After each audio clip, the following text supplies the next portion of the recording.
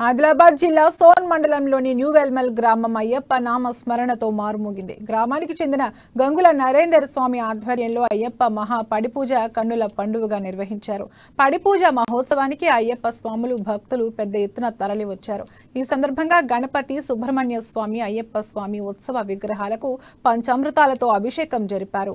18 బడి వెలిగించారు. పడిపూజ మహోత్సవం సందర్భంగా అయ్యప్ప స్వాములు ఆలపించిన భక్తి గీతాలు విశేషంగా ఆకట్టుకున్నాయి. అనంతరం భిక్ష ఏర్పాటు చేశారు.